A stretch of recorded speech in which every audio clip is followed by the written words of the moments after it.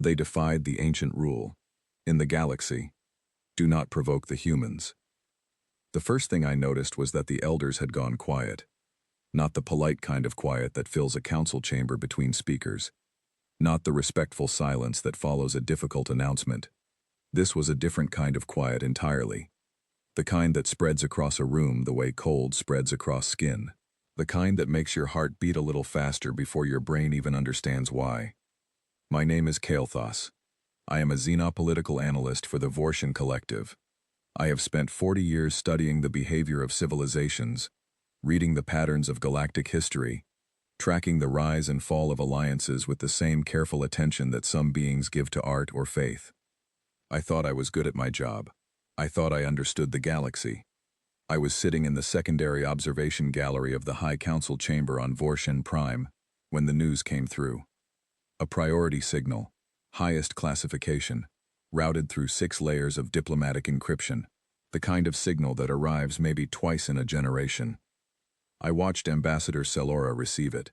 She is 4,000 years old. I have seen her navigate planetary collapses, species extinctions, and the collapse of 3 different interstellar empires without so much as a change in her breathing pattern. She read the message once. Then she set down her data tablet very carefully on the table in front of her, as if she was afraid of what her hands might do if they were not occupied.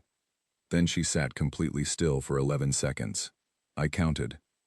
She said, very quietly, to no one in particular, "Begin evacuation protocols for all species within 8 light-years of the Drathkai border." The room did not explode into panic. That was almost worse. Instead, every elder in that chamber moved with the focused, deliberate speed of people who had prepared for something they had always hoped would never come. And communications officers began routing signals. Defensive liaisons pulled up star maps. Someone near the back started reciting coordinates in a low, steady voice that did not waver even once. I leaned toward Counselor Fevrak, who was sitting beside me. He is young by Vortian standards, only 800 years old, and he handles trade route negotiations for the outer territories. He is not easily alarmed. He looked alarmed. "What happened?" I asked. He did not look at me. He was watching Selora. "The Drathkai seized 3 human colony ships on the frontier," he said. "They took the crews. They broadcast it." I processed that for a moment. "How many humans?" "Approximately 460.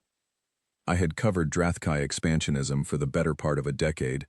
The Drathkai Dominion was aggressive, militaristic, and had a long history of seizing vessels they deemed to be trespassing in contested space.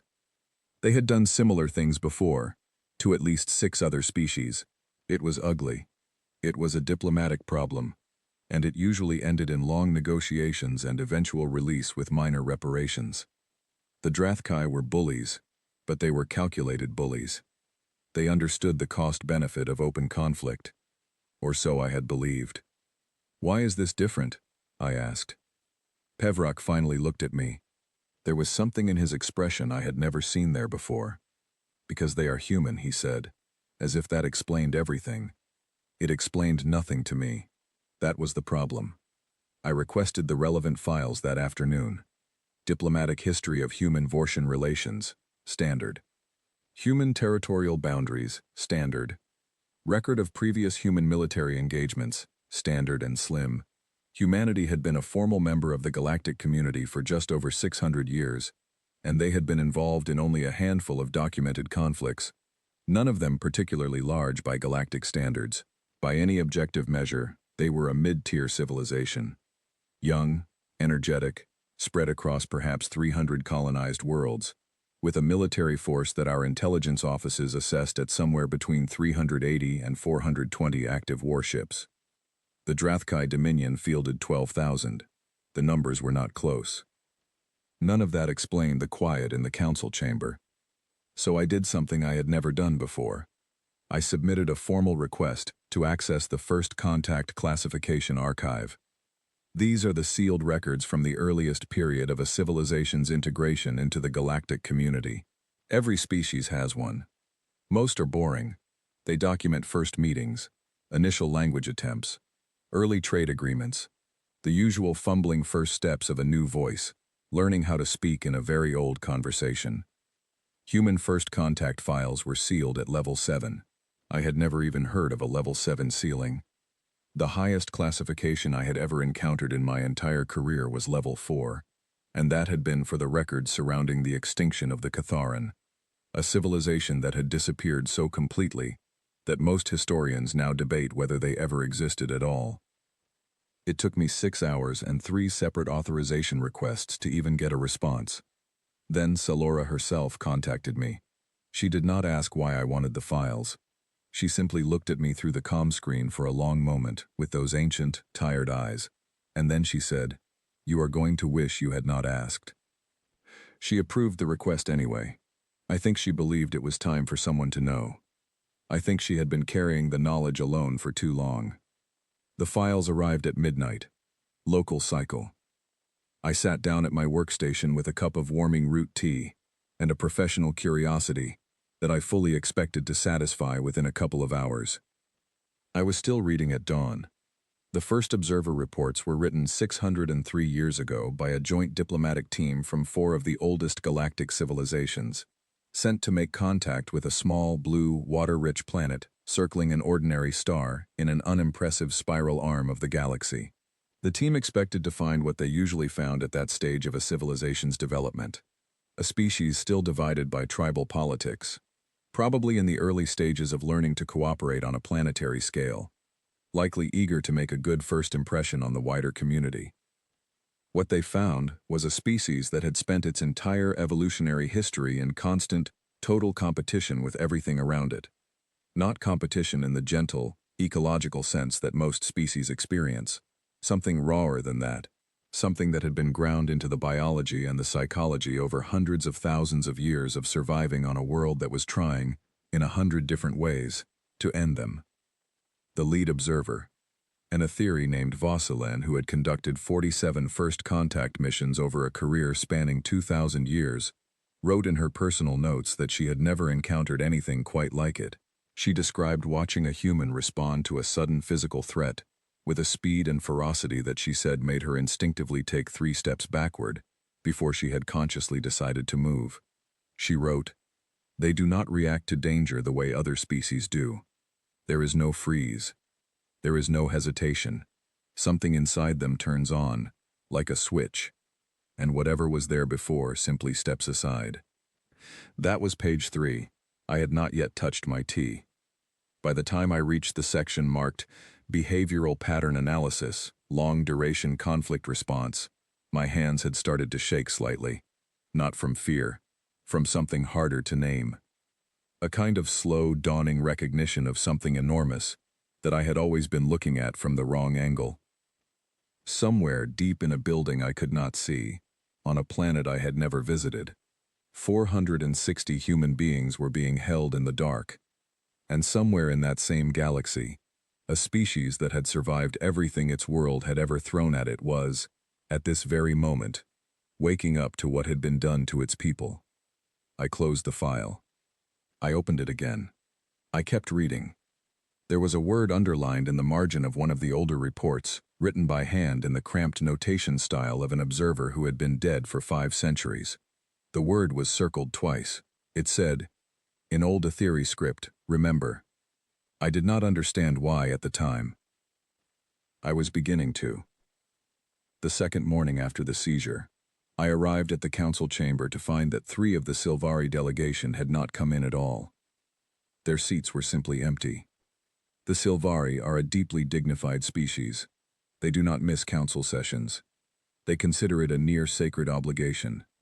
I asked one of the remaining Silvari delegates, a quiet elder named Orison, where his colleagues were. He looked at me with eyes that had seen more centuries than I had years of life. "They are packing," he said simply. "Packing to go where?" "Away," he said. "Away from here." He would not say anything else. He turned back to his station and did not look up again for the rest of the session. The Drathkai, meanwhile, had released a second broadcast. They had dressed their captured humans in Dominion labor uniforms and displayed them in a public arena on their capital world. It was a performance, a signal sent to every civilization in the galaxy. Look what we have done. and see that nothing has happened to us. Watching the broadcast felt like watching someone walk to the edge of a very high drop and then jump while smiling at the crowd. I went back to the files. I had barely slept. I had barely eaten. The root tea had gone cold and then gone away entirely, replaced at some point by a junior aide who left a food tray that I also ignored. I was deep in the section that the original observers had titled, with remarkable understatement, Additional Notes on Psychological Resilience. Let me try to explain what I read there, because it is important, and because most people in the galaxy do not know it, and because the Drathkai most certainly did not know it when they made their decision. When most species face a dangerous situation, they respond in one of several predictable ways. They retreat. They surrender. They negotiate. If they fight until the calculation shifts, and fighting no longer makes sense. And then they stop. This is rational. This is what intelligent species do. The ability to recognize the point at which resistance becomes futile, and to act accordingly is, in most civilizations, considered a mark of wisdom. Humans have this capacity. What makes them extraordinary is that they also have something else entirely, something that operates alongside the rational mind and sometimes, under specific conditions, overrides it completely. The observers called it several things in several languages. Some called it stubbornness. Some called it determination. One report called it, somewhat poetically, the refusal to accept the arithmetic. What they were all describing was the same observed phenomenon. When humans believe that what is being done to them or to the people they care about is wrong, the normal calculation breaks down. They stop asking whether they can win. They start asking only whether they are willing to stop. The distinction sounds small. It is not small. There is a record in the archives of a single human vessel that was intercepted by a pirate collective of 7 ships approximately 200 years ago, early in the period of human space expansion. The pirate collective was a known and documented threat. They had taken dozens of ships from half a dozen species over the previous decade. The formula was established. The targeted vessel surrendered. The crew was held for ransom. Negotiations happened. Credits were exchanged. The crew was released. Everybody understood the rules. The human vessel did not follow the rules. The crew of 43 held off the boarding party, retook their own engine room, used their own ship as a battering ram against the lead pirate vessel, and then fought ship to ship in vacuum. Not because they thought they could win, but because they were not willing to stop. When it was over, the pirate collective had lost 3 of its 7 ships. The human vessel was barely holding together. 11 of the 43 crew members were dead. The surviving 32 refused medical treatment until the 3 crew members who had been captured in the initial boarding were safely returned.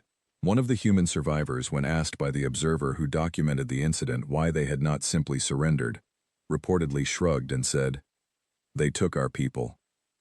That was the entire explanation. That was sufficient. I sat back in my chair and looked at the ceiling for a long time. Then I kept reading. The physical details were not what surprised me most, though they were surprising enough.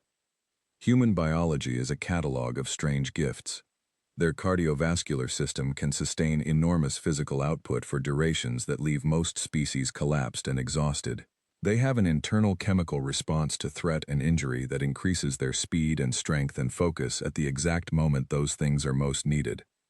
A response that the original observers documented with something close to disbelief, noting that most species' biological responses to severe injury move in the opposite direction, toward shutdown and conservation, while humans in crisis often move toward acceleration. They heal at rates that initially cause the medical observers to question their instruments. They can function on minimal sleep for days at a time when the situation demands it, something their own medical literature acknowledges is not good for them, and which they do anyway with a casualness that baffled the observers. None of that was what kept me awake and staring. What kept me awake was the section on human history. They did this to each other. Before they ever reached space, before they had any enemies but themselves, they practiced. For thousands of years, on a single small world, they fought wars of a scale and ferocity that the observer team's historian described. In a note that I suspect he wrote in the middle of the night, in a state very similar to my own, as almost impossible to reconcile with a species that also produces music and medicine and painted ceilings. They built machines for it. They developed strategies and studied them across generations. They created entire systems of thought devoted to the question of how to break the will of an opponent, how to strike at the things that matter most, how to make the cost of continued conflict too high to bear. And then, having built all of that, having learned all of that, having carried all of that knowledge in their cultural memory, they reached the stars. They were not a primitive species that stumbled into the galaxy unprepared. They were a species that had spent its entire history being prepared, by the harshest possible teacher, for exactly the kind of situation that the Drathkai Dominion had just handed them. The Catharan fragment was near the end of the archive. It was short. It was written in a language that is now spoken by no living being, and the translation appended to it was clearly done in a hurry by someone who was not fully fluent. It described a border dispute. It described the Catharans' confidence in their numerical superiority. It described the first human response, not a declaration, not a formal notice of intent, just a single message delivered through open channels that said, in the plainest possible language, that the people who had been taken needed to be returned. The Catharan had laughed. The fragment ended 11 days later with a single sentence: "They do not stop." There was nothing after that. The Catharan civilization produced no further records.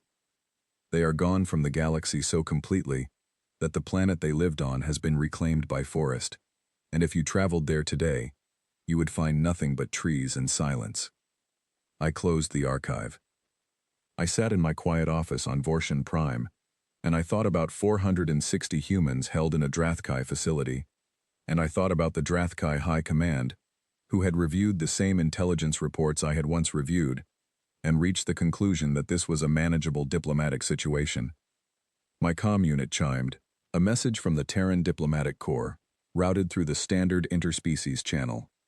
It was addressed to all observer nations with active monitoring status in the Drathkai frontier region. The message was 3 sentences long. It said, "We are aware of the situation. We are grateful for the concern of our allies. We have already begun." The message was signed by Director Louise Hartley, head of the Terran Diplomatic Corps. I read it 3 times. I did not sleep at all that night. In the morning, I went back to the council chamber and watched the Silvari Elder Orison finish his preparations to leave. He was methodical about it. Careful. The way you are careful when you are doing something you have spent a very long time hoping you would never have to do. I asked him one more time, "How long do you think it will take?" He paused. He thought about it with the seriousness that 4,000 years of experience earns you. "The Drathkai have 12,000 warships," he said. "I know. It does not matter," he said. He picked up his bag and walked toward the door. "Nothing about that matters at all." He left. I stood alone in the corridor outside the council chamber, and I finally, for the first time in my 40-year career, understood why a diplomat could weep at a news report. On the 43rd day, I stopped sleeping in my office and started sleeping in the Vorshan monitoring station at the edge of neutral space. I want to be clear about something before I describe what I saw there. I have studied warfare my entire professional life. I have read accounts of every major galactic conflict in recorded history. I understand strategy. I understand logistics. I understand the mathematics of military engagement, the principles of force projection, the doctrine of acceptable loss and strategic objective. I thought I had a complete picture of what organized armed conflict between spacefaring civilizations looked like. I did not have a complete picture. What I had was a drawing of a candle, and what I was about to watch was a star. The first thing that happened was so quiet that our monitoring equipment almost missed it. The human colonies along the Drathkai frontier went dark. Not dark in the sense of destroyed or seized. Dark in the sense of silent. Every civilian communication signal, every standard trade beacon, every routine navigation broadcast, all of it stopped simultaneously across a front of approximately 60 light-years. From the outside, it looked as if 340 human colonial settlements had simply ceased to exist. Our analysts spent 4 hours trying to determine what had happened. Then one of our younger technicians, a quick-thinking Vortian named Aslan who cannot have been more than 80 years old, pulled up a very old theoretical paper from the archives of a dead civilization and said quietly, "They have gone dark intentionally. They are removing their civilian communication signature so that enemy targeting systems cannot distinguish between civilian and military signals." She paused. "That means they have decided to move military assets into those regions, and they do not want anyone to know where." The senior analyst on duty looked at her for a long moment. "How old is that paper?" he asked. "About 400 years, she said. "It is Kataran. It is from their war college. It is the last paper their war college ever published." The room was quiet. I pressed my face closer to the observation window and watched the dark frontier and tried to count things that could not be counted from this distance. On the 47th day, the first Drathkai signals were intercepted. Internal communications, encrypted but not well enough. Our analysts had better decryption tools than the Drathkai knew. 3 Drathkai resupply stations along the frontier had gone offline. Not attacked, not destroyed. Offline. Their power systems had simply stopped functioning, simultaneously, with no warning and no prior indication of any kind of external interference. The Drathkai technical team spent 3 days trying to determine whether it was a malfunction or an act of deliberate interference. By the time they concluded it was deliberate, 2 more stations had gone offline, and a Drathkai communications relay hub, not a military target, just an information routing station that happened to also carry military signals, had simply vanished from the sensor registry as if it had never been there. I watched the Drathkai internal traffic spike with confusion, and then with alarm. Their high command began rerouting. They brought additional power systems online for their remaining infrastructure. They moved more ships to the frontier to demonstrate strength and presence. This, I would understand later, was exactly what the humans wanted them to do. On the 52nd day, I spoke with the Silvari elder Selora, for the first time since she had approved my access to the first contact files. She had not left, as some of the others had. She had stayed. I think she felt responsible for what was coming, in the way that someone who has kept a very important secret for a very long time feels responsible when the secret finally becomes real. I told her what I had seen in the monitoring data. She listened without surprise. "They are mapping," she said. "The supply lines," I agreed. "Not only the supply lines," she said. "Every firing pattern, every shield frequency, every FTL jump signature, every communication pathway, every weakness in every system." She looked out at the stars through the station's observation port. "They lost 60 colony ships to the Drathkai patrol fleets in the first 2 weeks. Did you know that?" I had not known that. It had not appeared in any of the official briefings. 60 ships, I said. That is not a defeat," she said. "That is a lesson. They sent those ships to learn how the Drathkai fight, what they target first, how long their response times are, where their patrol gaps are. They paid in ships and lives for information that no sensor could give them, and they paid that price deliberately." She paused. "I have lived 4,000 years, Kael'thos. I have seen many wars. I have never seen a species spend its own people to learn how to win more efficiently." I did not know what to say to that. On the 59th day, the Drathkai launched their great offensive. 600 warships, sent in a coordinated strike against what their intelligence suggested were the 2 primary human staging areas near the frontier. It was a massive display of power. It was exactly the kind of overwhelming force demonstration that the Drathkai had used successfully to end conflicts with 4 other species in the previous 2 centuries. They struck both targets with full force. Both targets were empty. Not evacuated in a hurry. Empty, as if no one had ever been there at all. The Drathkai fleet spent 11 hours searching the surrounding space for any sign of the human forces that should have been there. They found debris consistent with abandoned equipment. They found some automated systems still running on routine cycles. They found nothing that could shoot back. Then, while 600 of their best warships were spread across 2 empty star systems trying to figure out what had happened, the humans hit 11 targets simultaneously. Not military targets. Logistics targets. The Drathkai fuel processing hub at Gorath Station, the one that supplied 40% of the Dominion's frontier fleet, ceased to function in the span of about 40 minutes. Not destroyed, disabled. Precisely, carefully, deliberately disabled, in a way that would take months to repair, and that left the structure itself mostly intact. 3 major FTL communication relay points went down within minutes of each other, splitting the Dominion's command network into 3 separate sections that could no longer talk to each other in real time. A network of automated resupply drones was hijacked, not destroyed, hijacked, and redirected to locations that the Drathkai could not access without pulling ships away from other positions. I was watching the sensor feeds when it happened.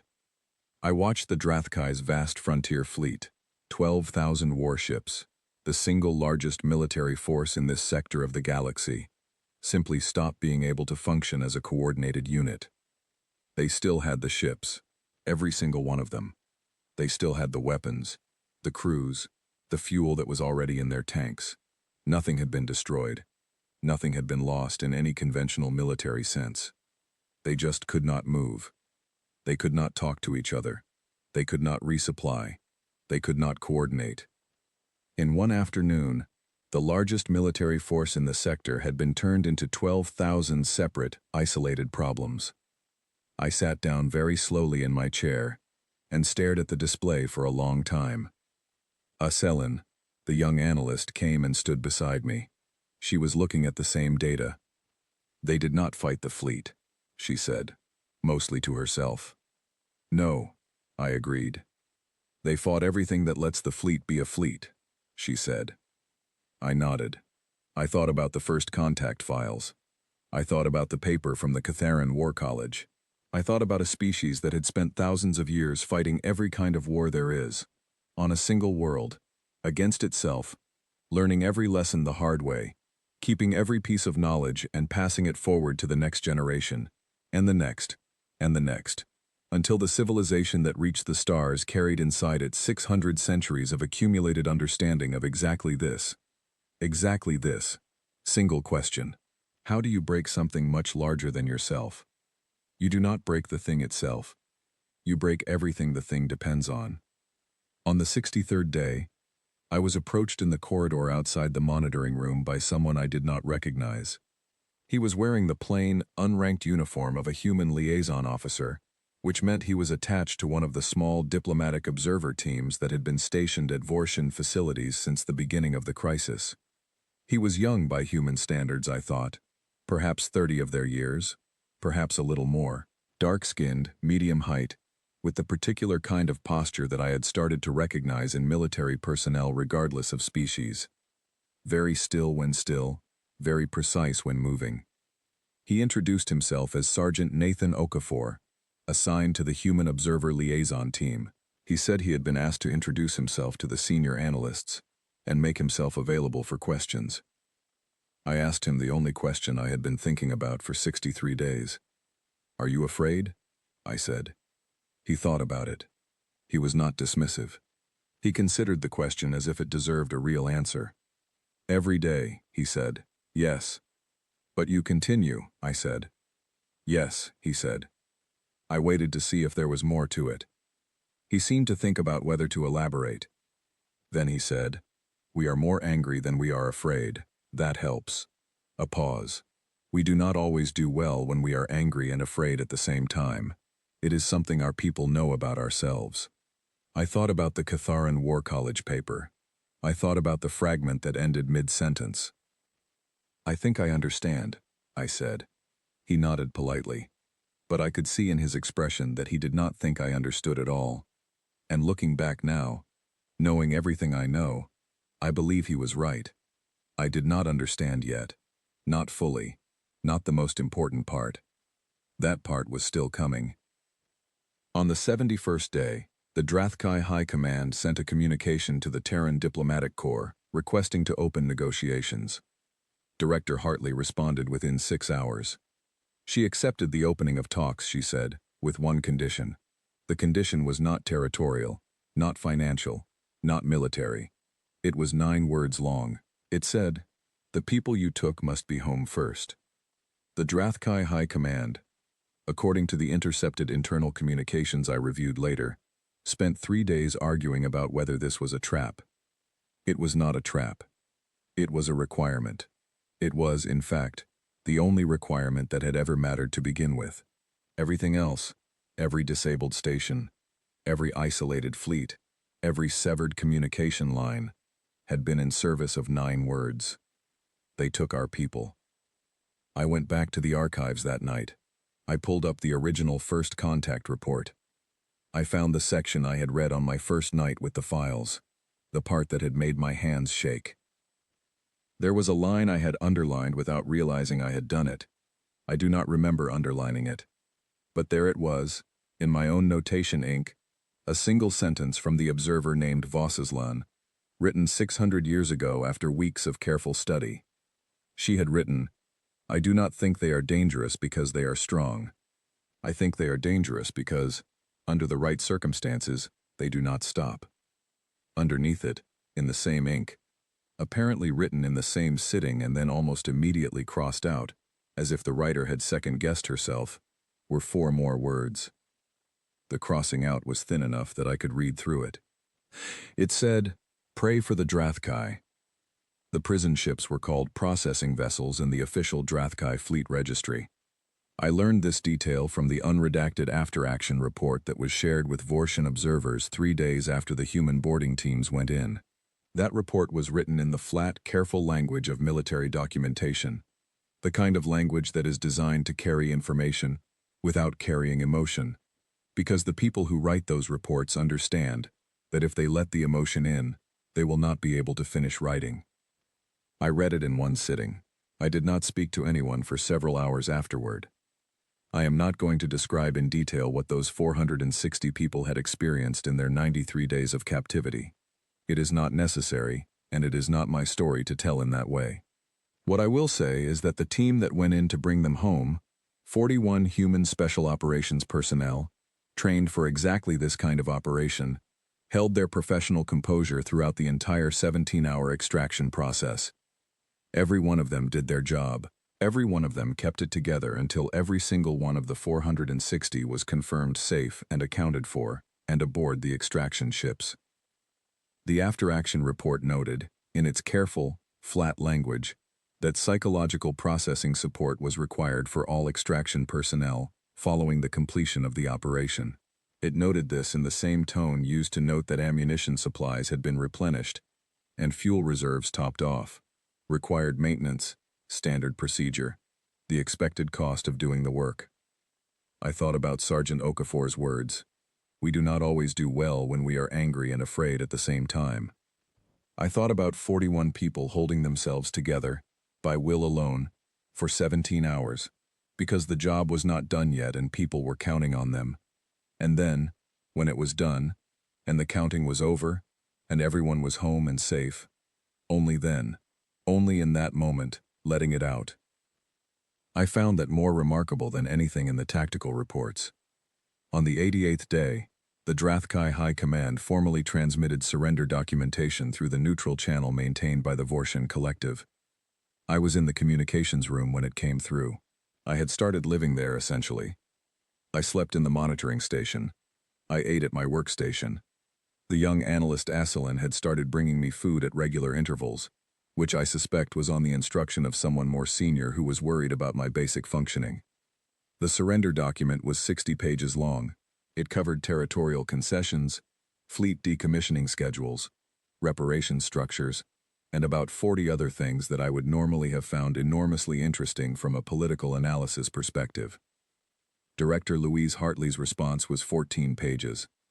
The first 12 pages were about the non-human species living within the Drathkai Dominion, specifically 3 species, the Velran, the Oshu, and the Marath, who had been living under Drathkai authority for between 100 and 400 years, in conditions that the human legal teams characterized as forced subjugation, the conditions they cited, the specific protections they required, the minimum standards of autonomous governance they would need to verify.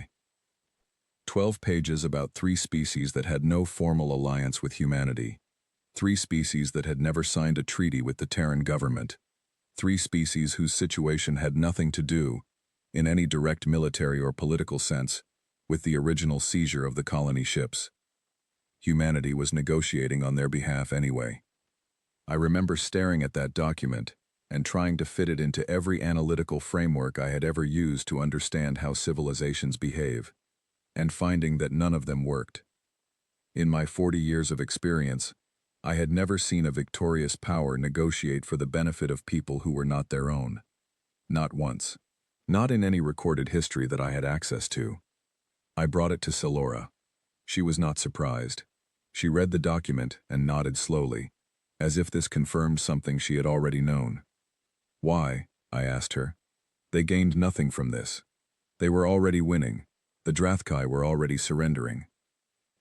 Silora set the document down. You have read the first contact files, she said.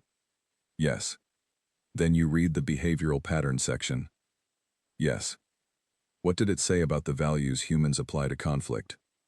I thought back. I had read so much, over so many days, that specific passages had blurred together. But I remembered the section she was pointing to. I remembered it because it was the part that had surprised me most, when I first read it. More than the physical endurance data, more than the historical warfare record, more than any of the tactical observations. It said they have a strong orientation toward what they call fairness, I said slowly. That they apply this orientation not only to their own situations, but to situations they observe. That they have a documented behavioral response to perceived injustice that functions somewhat similarly to their response to personal threat. Yes, Silora said. But this goes beyond that. They are spending political capital.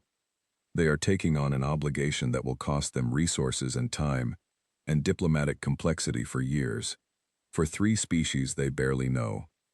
Yes, Silora said again. Why? She looked at me for a long moment. Because it is wrong, she said. And they know it is wrong. And once they know something is wrong, and they have the power to change it, they cannot. They genuinely cannot, simply not do it. She paused. This is as much a part of what they are as the rest of it. It is why the first contact team was both afraid of them and completely fascinated by them at the same time. They are frightening. They are also, she stopped, as if searching for a word. They are also coherent, she said at last. They are the most internally coherent species I have ever encountered. I thought about that for a long time. I had been invited to meet with Director Hartley in person, in the small conference room that the human diplomatic team used at our station. I almost declined. I was not sure what I would say to her. I had spent 90 days watching her people dismantle a military empire and simultaneously negotiate the liberation of other species' populations, and I was not entirely sure that my usual analytical vocabulary was adequate to the conversation. I went anyway.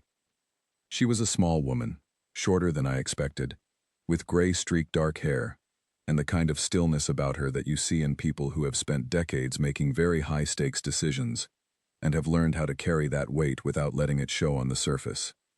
She was perhaps 50 of her years old, which by human standards puts her roughly in the middle of her life. She had fine lines around her eyes. She looked like someone who had not slept quite enough for the past 3 months, and was managing it with discipline and coffee, a human beverage I had seen them consuming in quantities that our medical observers considered alarming. She offered me a seat. I sat. We looked at each other for a moment across the table. You read our files, she said. It was not a question.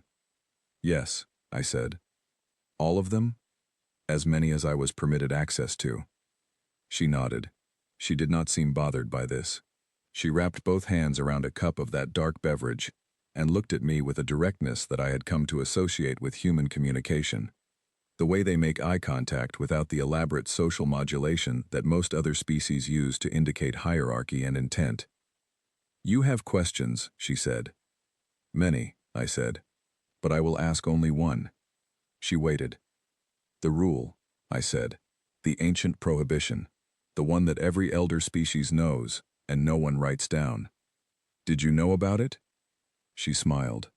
It was a small smile, and there was something very old in it. something that did not fit with the 50 years of her face, something that felt like it belonged in the archives. "We knew about it before most of the current elder species did," she said. "We have known about it for a very long time." I stared at her. "Then you understood what the Drathkai were risking?" "Yes." "And you did not warn them?" She set down her cup. "We sent 3 diplomatic missions," she said, very calmly. "We sent them in the first 2 weeks. They were rejected. The 3rd team was held briefly, and then returned without any of their communications equipment." She looked at me steadily. "We warned them, Kael'thos. They chose not to listen." I thought about the unopened diplomatic channels. I had known about them in the abstract but had filed them under routine posturing. "The rule," I said carefully. "Why does it exist? Who put it there?" She looked at me for a long time, long enough that I began to think she had decided not to answer. Then she said, "We did." I sat very still. "The rule is not a warning others put in place to warn the galaxy about us," she said quietly. "We put it there. A very long time ago, in the early period of our expansion, when we were still learning what we were capable of when someone hurt the people we cared about." She paused. "We put it there to warn ourselves, to remind ourselves of what we become, because we do not always like what we become, and we would rather remember that clearly than pretend it is something other than what it is." The room was very quiet. I thought about the Catharan fragment. I thought about the word remember, circled in the margin of a report written by someone dead for 5 centuries. I thought about the Silvari elder weeping in the council chamber. I thought about Sergeant Okafor saying, with quiet simplicity, "We do not always do well with that combination." I thought about 41 people holding themselves together for 17 hours. I thought about 12 pages of a surrender document devoted to 3 species that had nothing to do with the original fight. "You are afraid of yourselves," I said. "Sometimes," she said. "The healthy part of us is." She picked up her cup again. "The healthy part keeps the rest in check. Most of the time." I left that meeting and walked for a long time through the corridors of the monitoring station without any clear destination. I was not doing analysis. I was not forming conclusions. I was simply walking, and thinking, and trying to reorganize everything I had understood about the galaxy into a shape that included what I now knew. The Drathkai Dominion formally signed the final peace agreement on the 93rd day. The signing was witnessed by 11 galactic civilizations and took place aboard a neutral station in unclaimed space. Director Hartley signed for the Terran government. She used a plain pen. She did not make a speech. The Dominion ceased to function as a military entity within 6 months. The process of its restructuring, the dismantling of the command hierarchy, the establishment of new governance frameworks for the subjugated species, the process of what the humans called accountability for those responsible for the worst of what had happened on the prison ships, took considerably longer. The humans were involved in every step, not to control it, to make sure it was done correctly. That distinction mattered, I realized. It mattered enormously. I watched all of it from a distance, filling report after report, building the most comprehensive external documentation of human conflict behavior that any non-human analyst had ever assembled. I did not know at the time that it would become what it eventually became.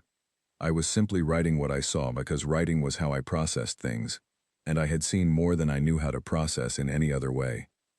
There is a courtyard at the center of the new interspecies embassy on Earth.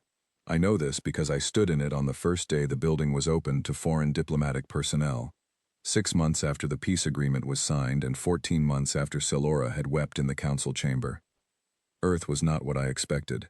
I am not sure what I expected.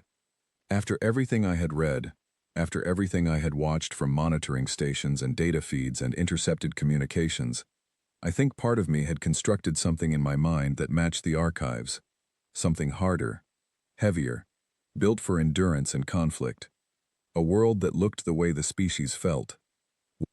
What I found was a planet of extraordinary, almost unreasonable beauty, oceans that covered most of the surface and moved in the light in ways that made it difficult to look away, forests of a density and variety, that our own most accomplished naturalists would travel very far to study. Weather that was chaotic and dramatic and apparently entirely normal to the people who lived there, who walked around in the rain without any particular distress and looked at dramatic storm formations on the horizon with the mild appreciation of someone noticing an ordinary Tuesday. The courtyard had a small garden in its center, human-planted, obviously, with the particular organized abundance that characterizes the way they approach anything they consider worth tending. There were benches. There was a fountain. On the day I visited, a child was playing near the fountain, chasing some kind of small flying creature that kept evading her in the most unhelpful possible way, which was causing her great delight. She was perhaps 4 or 5 of her years old, dark curly hair, bright clothing, completely absorbed in her game, completely unaware of or uninterested in the various diplomatic personnel moving through the courtyard around her, laughing at the bird in the pure, unself-conscious way that only very small beings laugh, with the whole body involved. I watched her for quite a long time. I thought about the first contact files. I thought about the observer Voslin, who had written 600 years ago about the switch that turns on inside them. I thought about the Catharan paper that ended in the middle of a sentence. I thought about Sergeant Okafor and his quiet, considered answer. Every day, yes.